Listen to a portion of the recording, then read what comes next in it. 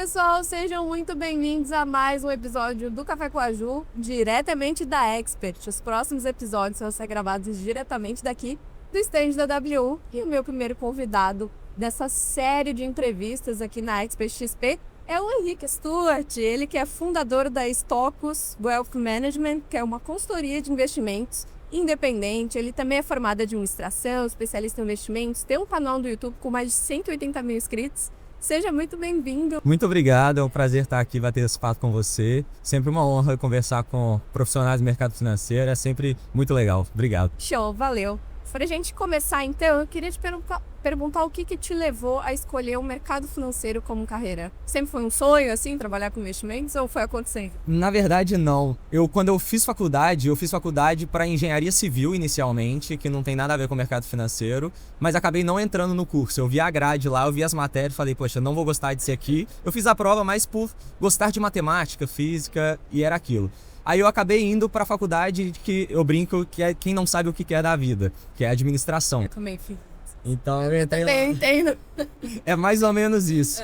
E aí eu, lá na aula de macroeconomia, nos primeiros semestres, o professor foi dar uma aula sobre inflação e falou, poxa, lá em 2016 a poupança rendeu menos do que a inflação. Então, se eu não me engano, tinha sido algo como 10% de inflação no ano e a poupança rendeu 6%. Então, na verdade, você não ganhou 6%, você ficou 4% no negativo. E desde que eu nasci, minha avó sempre me dava R$50 de aniversário e eu ia colocando na poupança, descobri que eu estava perdendo dinheiro e agora, o que eu posso fazer? Comecei a pesquisar, descobri o mercado financeiro. Na época, os grandes criadores de conteúdo eram bem pequenos, estavam começando o canal na época ainda também. Então, não tinha tanto conteúdo assim na internet. Mas eu fui aprofundando, fui gostando cada vez mais e comecei a seguir uma linha mais na faculdade de aprofundar mais nesse conteúdo. Então eu criei a Liga de Mercado Financeiro lá do IBMEC também, de BH, para ter um contato um pouco mais próximo com o mercado e com conteúdo de fato que na aula não é tão na prática assim. E aí eu fui pegando gosto e fui aprendendo, fui vendo que tudo que eu estava vendo, todo mundo não sabia. As pessoas da minha sala, do IBMEC, que é Instituto Brasileiro de Mercado de Capitais, não têm acesso a essa informação. Imagina o resto do Brasil na época, né? Até hoje ainda é muito pouco difundido. Então, eu comecei a compartilhar o que eu estava aprendendo no meu Instagram e depois veio o canal no YouTube lá em 2019. E aí, as coisas foram acontecendo depois daí. Legal, muito bom. Parabéns aí pela sua trajetória.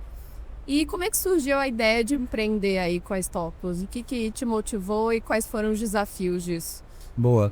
Continuando um pouco essa história, né? Chegou lá em 2020, eu acabei entrando num escritório de assessoria, meio que na mesa de renda variável. E era uma proposta maravilhosa para um jovem de 20 anos. Então, era um conhecido da minha mãe, que eu inclusive encontrei ele aqui na Expert. Ele falou, poxa, eu preciso de alguém para trabalhar comigo. Ele me contou ali a história, falou, cara, tô fundando a mesa de renda variável aqui, a gente vai fazer a operação de bolsa de todos os clientes do escritório, só que eu já tenho minha carteira, eu não quero ficar com isso, não tem ninguém no escritório para cuidar dessa parte. Vem comigo, tira o certificado, eu vou te ensinar como é que faz, você vai ganhar a sua comissão ali na carteira dos clientes, a gente vai trazer outras pessoas para ficar meio que embaixo de você, você vai virar o head da mesa e daqui a um ano você vai poder comprar participação no escritório. E para um jovem de 20 anos, poxa, ganhar a comissão ali em cima de todo mundo era uma proposta financeiramente maravilhosa. Só que aí eu entrei lá, vi que durante 3 semanas tinha muito incentivo perverso, não era tão assim alinhado com o cliente, tinha que girar a carteira toda hora, todo mês vende a carteira, compra tudo de novo para gerar comissão. E não era aquilo que eu acreditava, eu já estava com o meu canal, então na internet eu falava uma coisa, chegava no escritório e ia ter que fazer outra por uma pressão maior. Não era aquilo que eu acreditava, fiquei 3 semanas lá, nem deu tempo de credenciar de fato na corretora e sair. E aí fiquei 100% focado em educação, mas ao longo do tempo as pessoas foram também pedindo, cara, quero aprender, mas eu não tenho tempo. Um médico, por exemplo, fica o dia inteiro no consultório fazendo cirurgia, eu não tenho tempo de aprender e cuidar dos meus investimentos. Faz para mim? Começou a surgir essa demanda também de pessoas pedindo para auxiliar e cuidar de fato do dinheiro. Comecei a estudar o mercado como um todo, quais seriam as alternativas, e veio essa demanda assim de um modelo um pouco mais alinhado dos clientes, né? Que é o que está muito na mídia aí hoje, todo mundo querendo esse alinhamento de interesse, modelo muito mais transparente, muito mais saudável.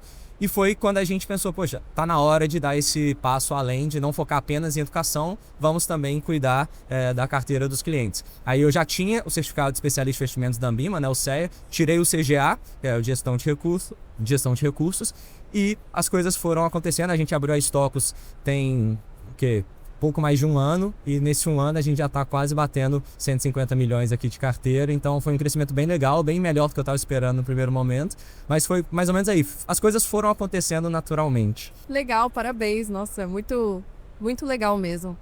E, bom, evoluindo aí, quando você falou até da questão, né, de ter esse maior alinhamento com o cliente e tal, que é uma discussão que está sendo super debatida, né, nos últimos tempos aqui no mercado financeiro.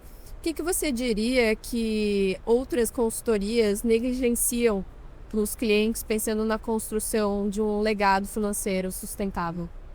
Eu acho que o principal ponto é o objetivo do cliente. Quem que é o cliente, onde ele está, onde ele quer chegar, porque de nada adianta você montar ali um portfólio para pessoas se você não sabe quem é ela, onde ela está e onde ela quer chegar. Então, a estratégia, por definição, é algo que vai te tirar do ponto A para chegar no ponto B.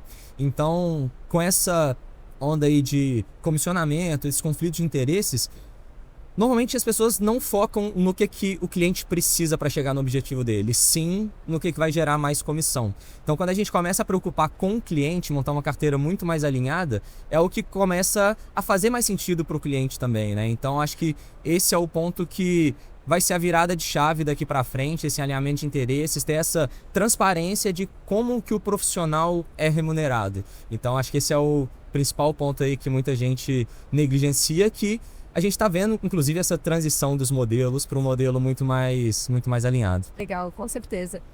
Bom, e como é que você lida com o acompanhamento e revisão das estratégias patrimoniais dos seus clientes? A gente sabe que volta e meia muda uma lei, muda aí um tributo, né? Toda a confusão, questão política, fiscal. Como é que vocês fazem esse acompanhamento?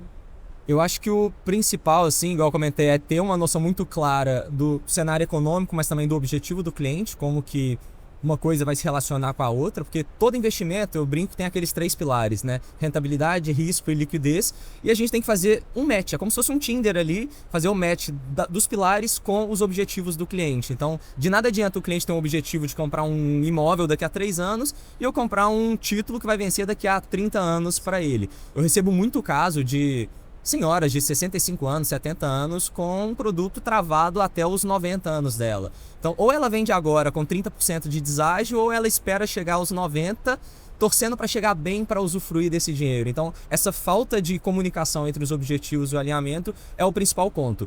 Sobre essa questão de mudança de leis e todo esse risco, esse caos que a gente está vivendo ultimamente, acho que talvez o principal ponto que pode ajudar a gente a ficar um pouco blindado disso é a diversificação. E principalmente diversificação global. Porque deixar 100% do dinheiro aqui no Brasil, eu acho que é loucura, por tudo que vem acontecendo, sempre foi e vai continuar sendo. E não apenas nos Estados Unidos. Muita gente acha que vão tirar o dinheiro do Brasil, vamos abrir uma conta internacional lá nos Estados Unidos e deixar só lá. Mas não, o mundo é muito grande. A gente tem a Europa com muita empresa, China está crescendo muito, Índia, Austrália, Japão. Então, fazer essa diversificação global é o que vai trazer pra gente a maior proteção. Porque a gente fala mal, por exemplo, do Lula, do Haddad com essa taxação, mas o Trump tá brincando da mesma brincadeira lá. Tá uma loucura. Então, assim, quando a gente diversifica de forma global em empresas ao redor do mundo inteiro, a gente reduz um pouco esse risco geográfico local, seja do Brasil, seja dos Estados Unidos. Então, é esse hedge natural ali ao longo do tempo. Perfeito, realmente, eu acho que é essa visão que muitas pessoas têm, né, que diversificar internacionalmente seria colocar o dinheiro todo nos Estados Unidos, e aí às vezes talvez o cliente pensa, né, justamente que está ocorrendo toda essa questão da taxação do Trump, todas aquelas políticas ali que o pessoal está meio inseguro, né, mas é exatamente o que você disse, é bom diversificar em diversos países. Inclusive, ano passado eu postei um story naquela loucura que o dólar bateu 6,30 e tudo mais. E aí, hoje, vieram reclamar comigo, apontar o dedo ali numa resposta que eu dei nos stories, falando que, cara, você falou para comprar dólar a 6. E agora o dólar caiu 50 centavos, no momento que a gente grava, tá próximo de 5,50. Não é que eu errei. Se a pessoa quer um investimento para 6 meses... melhor não me perguntar, porque eu não tenho bola de cristal para descobrir. Então eu tenho essa visão mais de longo prazo. Sempre falei para comprar dólar, vou continuar falando, independentemente do preço, justamente pensando em proteção. Quando a gente fala de dólar, muita gente acha que a gente vai ganhar dinheiro, vai valorizar o dólar e a gente vai lucrar. Mas na verdade eu acho que a gente já passou dessa fase. No momento a gente tem que pensar em dólar como blindagem patrimonial. Sim. De não deixar o dinheiro 100% aqui no Brasil e ter essa diversificação global para diminuir o risco. Caso aconteça um cenário mais extremo, a gente também tem investimentos em moeda forte. Eu também defendo essa ideia de estar sempre comprando dólar, né? Porque justamente o pessoal pergunta muito em relação a isso, de não, mas o dólar, será que vai cair mais? Será que vai subir mais? É para comprar agora? Eu falo, na dúvida, compra. Tá? Esteja sempre comprando, você vai fazendo ali um preço médio, né? Conforme você vai comprando. A longo prazo, né? O real, infelizmente, está sempre perdendo. Eu lembro que a primeira vez que eu fui pra Disney, lá atrás, o dólar tava 1,80. E quando eu voltei, passou 2 meses, o dólar bateu 2. E lá em casa a gente brincou. Nunca mais a gente vai pra Disney, porque o dólar 2 tá muito caro. O dólar era 1 pouco tempo atrás, né? Bateu 2, aí veio, bateu 3, bateu 4, bateu 5, bateu 6,30. Deu uma recuada, mas assim, pensando em décadas, é muito mais provável o dólar bater 8, 9 do que voltar pra 2. Então tem que ter essa proteção. Perfeito. Bom, e em relação a crenças limitantes, né? A gente sabe as crenças limitantes que o brasileiro tem muito em relação a dinheiro, mas eu queria te perguntar em relação aos clientes de alta renda mesmo. O que você acha que ainda existe de crença limitante, mesmo sendo um público, às vezes, com mais acesso à informação e educação? Nossa, tem muito, né? Quando a gente fala de crença limitante, dá pra ficar aqui horas conversando. Tem alguns casos recentes que eu vivenciei de, por exemplo, tem um cliente que me contratou, a carteira dele estava 100% focada em uma classe de ativos, que na época era fundo imobiliário, no meio do ano passado. Falei para ele, cara, vamos diversificar um pouco mais, comprar um pouco de renda fixa, ação, dólar, pensando nessa diversificação, que é o que a gente prega e faz com todos os nossos clientes, e ele não quis. Cara, nessa carteira aqui eu tô focado, e esse cara nem era de alta renda, mas ele tinha essa carteirinha lá, na época, R$50 mil. Perdeu 20% nos 3 meses seguintes, 4 meses seguintes, que não teria perdido se tivesse diversificado. Então, as pessoas muitas vezes contratam uma consultoria para você falar para ela o que ela deveria fazer e ela, da cabeça dela, fala, não vou fazer, eu acho que eu sei mais do que o consultor. Então, para que paga? E é aquilo, né? Muitas vezes você contrata o consultor, eu vejo muita gente falando, até essa analogia, quem falou foi o meu xará, é o Henrique lá da Invest. Você vai num médico, num cirurgião, e ele te oferece 3 opções de bisturi. Qual que você escolhe? Esse aqui vai ter essa consequência, essa aqui vai ser maior, mais grosso, mais afiado. Qual bisturi você acha que eu faço a sua cirurgia? Você não sabe, você está contratando ele para escolher. Então, existe apenas um portfólio ideal para cada cliente, que é aquele portfólio que vai chegar no objetivo do cliente. Então eu vejo muita gente querendo parecer inteligente na internet, trazendo um conteúdo um pouco mais técnico, falando de IMA-B, de duration, de valuation, só termo complexo que o cliente não entende nada. E no final do dia, o cliente não quer saber se a carteira dele vai render mais ou menos do que o CDI, do que o Ibovespa. É lógico que no longo prazo isso é muito importante, mas o que importa é o cliente chegar no objetivo dele. E quando a gente está falando sobre benchmark da carteira, por exemplo, se a gente tem uma carteira diversificada ali, igual eu comentei, em bolsa, renda fixa pós-fixada, inflação, dólar e por aí vai, qual que é o benchmark que a gente tem que perseguir na carteira? É o Ibovespa? Poxa, mas o cliente tem 20% da carteira em bolsa. Será que o Ibovespa é o melhor, sendo que o Ibovespa é 100% bolsa e a carteira é 20%? É dólar? Pô, mas tem 30% da carteira em dólar. É o CDI? 40% é pós-fixado. Então, qual que é o benchmark correto? Então, quando a gente começa a ver no longo prazo, grande parte, por exemplo, dos gestores de ação, 90% mais ou menos, não superam o Ibovespa. E o trabalho dele é simplesmente comprar ações com o objetivo de superar o Ibovespa. Gestores de renda fixa, a mesma coisa. A grande maioria que faz gestão ativa não consegue superar. E a gente até entra um pouco na metodologia que a gente acredita muito de fazer investimentos mais indexados, mais atrelados a algum índice, ETFs e por aí vai, porque se 90% dos gestores de ação que têm que comprar apenas ações não conseguem superar o Ibovespa, eu que preciso cuidar da carteira de vários clientes, cuidar da parcela de bolsa, mas também de renda fixa, de inflação e por aí vai, fica muito mais difícil. Então, se a gente compra um ETF, por exemplo, que supera o Ibovespa, a gente já está na frente de 90% dos gestores na média, então começa a fazer muito mais sentido. E quando a gente roda simulações ao longo de vários anos, uma carteira diversificada com todas essas classes de ativos se mostra vencedora. Então a gente deixa de pensar em quero superar o Ibovespa, quero superar o CDI, mas isso acaba virando uma consequência natural de uma boa diversificação, de uma diversificação eficiente, com pouco custo para o cliente e muito mais alinhado, porque o cliente sabe o tanto que ele está investindo, o tanto que ele está recebendo, como que ele está remunerando o profissional, qual que é o custo de cada investimento, e aí ele tem muito mais tranquilidade, porque no final do dia eu acho que nosso trabalho é passar tranquilidade para o cliente, dele dormir tranquilo. Se o cliente está deitando no travesseiro e ele está preocupado se a carteira dele vai subir ou cair, alguma coisa está errada. Perfeito, perfeito. E até eu achei muito bom que você comentou, né, sobre a gente ver vários profissionais usando muitos termos difíceis para comunicar com o cliente, não só com o cliente, mas às vezes até na internet, né? Eu vejo que é um trabalho às vezes difícil, né, de você pegar um especialista e botar ele para falar uma linguagem que as pessoas não entender. Eu gosto de usar até a expressão que exige coragem para você ser raso no mercado financeiro, porque justamente eu acho que tem muito essa briga de ego, assim, de querer mostrar que sabe, mas aí não está atingindo realmente o objetivo de fazer o cliente entender o que você está falando, explicando a estratégia e ele poder confiar em você também. Exato. Quando eu comecei o canal, eu tinha um pouco dessa objeção e dessa crença limitante de que eu vou ensinar alguém a investir se tem um gestor XYZ, que aqui tem vários que são muito mais capacitados tecnicamente do que eu, que poderiam estar fazendo a mesma coisa, mas às vezes a pessoa não consegue comunicar com a linguagem certa para o cliente. Então eu não acho que você tem que ser o melhor naquilo que você faz para poder ajudar alguém. Você tem que estar um degrau acima daquela pessoa que você quer ajudar a subir um degrau. Então isso, quando eu pensei nisso, mudou completamente a chavinha lá atrás, e eu acredito nisso até hoje também, porque você não precisa ser o mais técnico, você precisa falar a linguagem que o seu cliente precisa ouvir. Exato, e atingir o objetivo dele, né? Exato. Bom, e falando de linguagem acessível, eu queria que se você comentasse um pouquinho também qual que está sendo a visão de vocês do mercado agora para esses próximos 6 meses ou ano com todas essas confusões. Em termos de alocação mesmo? Em termos de alocações e também explicar um pouquinho com essa linguagem acessível para o pessoal que assiste da gente também ver a sua visão. Eu acho que no curtíssimo prazo é muito difícil a gente ter qualquer convicção unilateral, digamos assim. Tem muita gente que adota uma posição, por exemplo, vendida em dólar e comprada em bolsa, 100% Brasil. Só que se o Brasil não vai para o caminho que a pessoa está esperando, ela perde nos dois caminhos.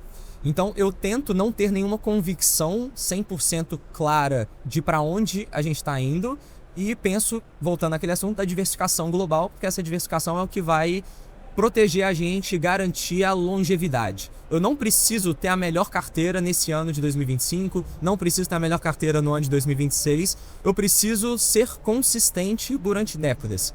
Eu falo que você ser mediano de forma consistente e disciplinado durante 10 anos te torna espetacular no longo prazo, porque muita gente que tem uma convicção muito forte vai ficando no meio do caminho. Então assim, isso é um ponto, mas para não ficar sem uma resposta que talvez a pessoa queira ouvir, hoje a gente está gostando muito de títulos atrelados à inflação, por conta dessa taxa real altíssima que a gente tem. Então, títulos com uma duration um pouquinho maior, por exemplo, títulos com prazo de vencimento um pouco mais longo, eu acho que fazem sentido para pessoas principalmente mais jovens. Então, por exemplo, eu comprei da minha carteira pessoal o Renda Mais 2065. Porque se daqui a 3, 5 anos a taxa de juros cai, eu ganho muito dinheiro na marcação mercado, mas se tudo der errado e a inflação continua elevada, se a taxa de juros continua elevada, eu garanti até os meus 80 anos IPCA mais 7, que é uma taxa fenomenal no longo prazo. Então acho que não pode ficar fora da carteira das pessoas. Um pouquinho de pós-fixado, porque com Selic a 15% é muito bom. Não tem como ficar de fora. E é a parcela que vai trazer essa tranquilidade da carteira, porque não tem volatilidade, não oscila. Então tem que ter, mas muita gente comete o erro de deixar tudo em pós-fixado quando tá todo o resto barato também, né? Então a bolsa brasileira tá barata, mas a gente tem que tomar muito cuidado de comprar muita bolsa agora por conta do que pode acontecer daqui para frente. Então tem que estar posicionado porque tá barato. Mas nada está tão barato que não possa ficar mais barato. A bolsa em dólar está 30% em queda desde 2008, então nunca superou a máxima. E dolarizar também, não apenas porque o dólar subiu ou caiu, mas pensando em proteção patrimonial, ter um pouquinho de dinheiro lá fora. Então, hoje o que eu estou gostando é de mandar um pouco de dinheiro para fora, só que como as bolsas no mundo inteiro estão nas máximas, a gente está focando um pouco também em títulos do Tesouro Americano, que vão trazer essa segurança adicional ali no curto prazo, esperando uma possível correção para trazer essa oportunidade de polpa. Resumindo, então, diversificação e pensar em longo prazo, diversificação internacional e aproveitar os títulos atrelados ao IPCA, aproveitar essas taxas. Um pouquinho de tudo, mas principalmente IPCA e dólar nesse momento, acho que é o principal. Legal. Bom, e que conselho você daria para quem quer começar a investir? E que conselho você daria para quem quer começar a empreender com finanças? Eu acho que podemos, inclusive, deixar o mesmo conselho para os dois, que é: comece o quanto antes. Não espera para começar, porque eu me arrependo de não ter comprado o dólar a R$2. E daqui a 10 anos a gente vai se arrepender por não ter comprado o dólar a 5,50. E da mesma forma, eu me arrependo de não ter começado o meu canal 6 meses antes, porque na internet é tudo muito louco, né? 6 meses fazem uma diferença incrível, assim. Então, ter começado 6 meses antes teria feito a diferença. Eu achava que eu não estava preparado para abrir uma empresa de consultoria e cuidar do dinheiro das pessoas, mas se eu tivesse começado 6 meses a consultoria antes também, a gente estaria muito maior. Mas eu ainda acho que a gente está no início dessa onda de transparência, de conflito de interesses reduzido e por aí vai. Mas começar antes, eu acho que a gente sempre acha que dá para deixar depois. Talvez a gente acha que não tá pronto, que tá com medo e fica arrumando desculpas para não começar. Pronto, né? Você nunca vai estar pronto Para qualquer coisa. Então comece antes de estar pronto, fique pronto no meio do caminho, conserte o avião no ar, porque problema sempre vai ter, né? Então, independentemente do que você for fazer na sua vida, você vai ter algum problema que você vai ter que consertar no ar. Se você espera ficar perfeito para começar, você já está ultrapassado. Alguém já vai ter feito a mesma coisa, muito melhor. Então, só começa que as coisas vão acontecendo ao longo do caminho. Legal, muito bom. E pra gente encerrando, né, eu comentei contigo, comentando com o pessoal, os episódios da Expert são mais curtinhos pra gente também aproveitar o evento. Mas eu queria, pra gente encerrando, te pedir uma indicação de um livro, um filme ou uma série. Eu dou as 3 opções. Eu gosto muito... Eu vou falar 2, então. O livro Pai Rico, Pai Pobre, eu acho que foi um dos primeiros livros que eu li quando eu estava começando a investir, que foi, assim, um divisor de águas, que eu nunca gostei de ler. Quando eu era pequeno, os únicos livros que eu tinha lido na minha vida era, tipo, Capitão Cueca, aqueles livros de criança. Eu li a série inteira. Mas o Pai Rico, Pai Pobre foi o que me abriu a cabeça de que ler pode ser legal. E mudou a minha cabeça de, poxa, vamos investir, vamos cuidar do futuro e por aí vai. Então, acho que é um livro fundamental para todo mundo começar. E um filme muito bom que eu gosto bastante é o The Big Short, A Grande Aposta, sobre a crise de 2008. É um filme que eu já vi umas 5 vezes. Até hoje eu não entendi 100% do filme. Toda vez que a gente assiste, a gente aprende alguma coisinha nova, porque é tanta coisa, é tanta informação que sempre passa alguma coisa despercebida. Então, assim, é um filme muito bom que vale a pena assistir para entender como que as coisas funcionaram durante talvez a maior crise recente que a gente viveu, né? Então é um filme bem legal. E que nem você falou, a primeira vez que eu assisti também, eu não entendia muito de mercado, então você fica um pouco perdido, assim, né? Mas depois você vai entendendo, você assiste outras vezes, é realmente um filme muito bom. E sempre tem alguma coisinha a mais para você entender. Sempre fica alguma coisa pendente. Bom, Henrique, muito obrigada pela sua participação. Foi um prazer te receber aqui. Espero que a gente possa marcar outras vezes. Eu estava até comentando com outros convidados que eu quero um dia também fazer uma mesa, trazer mais de uma pessoa para a gente conversar, discutir. Acho que você também está super convidado. Conta comigo, é um prazer. A gente está lá em BH, mas é um pulo para chegar aqui em São Paulo também. Então, sempre um prazer, pode contar comigo. Obrigado pelo convite, pela audiência aí também. Deixa um like, hein? Não se esqueça. Aí, obrigada. Vocês aí de casa também, deixa o like, comentário e compartilha esse vídeo. E a gente se vê no próximo episódio. Até lá!